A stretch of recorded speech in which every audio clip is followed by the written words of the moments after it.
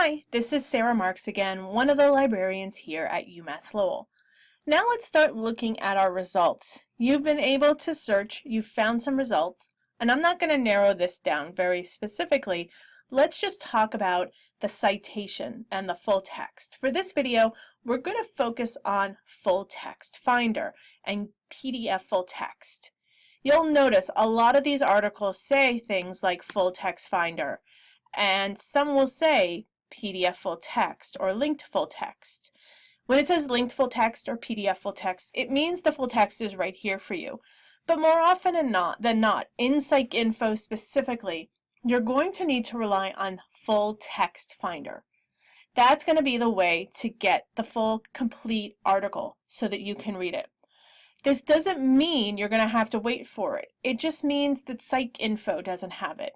And this is very common, especially with newer articles where we subscribe directly to the journal to get you immediate access. So don't hesitate to click Full Text Finder, especially if it's the right article for your paper. So here we go. I'm clicking Full Text Finder.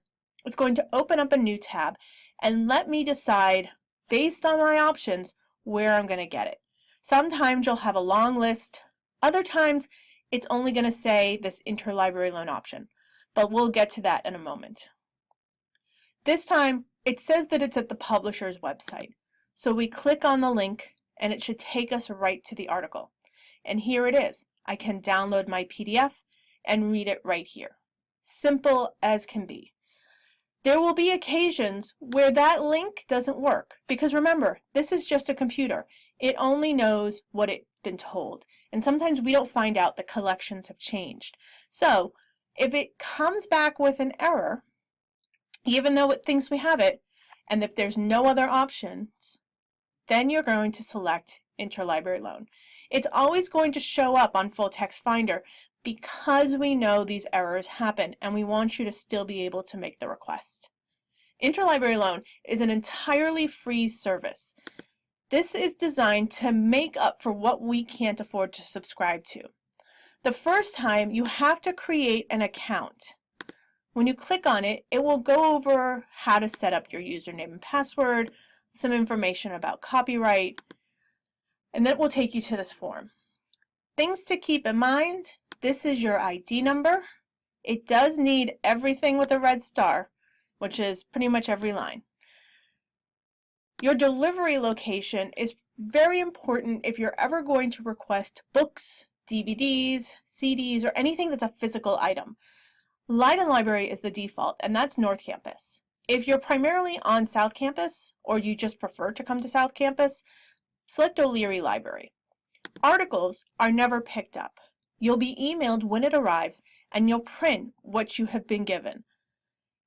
You don't have to pick it up, and you don't have to return it.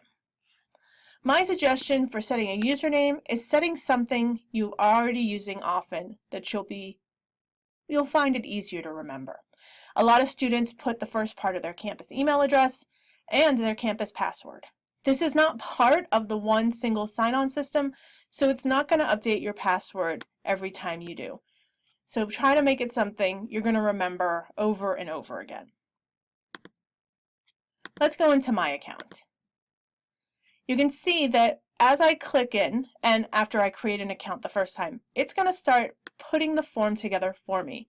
The goal is that everything with a red star should have something in that box, and you just click Submit.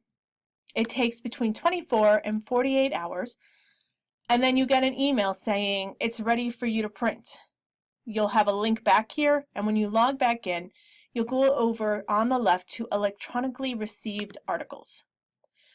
The things only sit here for 30 days, so you have 30 days to come and print it or save it somewhere, and it won't go away from your account, your computer, or wherever you've put it, but it won't sit here for more than 30 days. So I haven't made a request in 30 days, so there's nothing here for me to get to.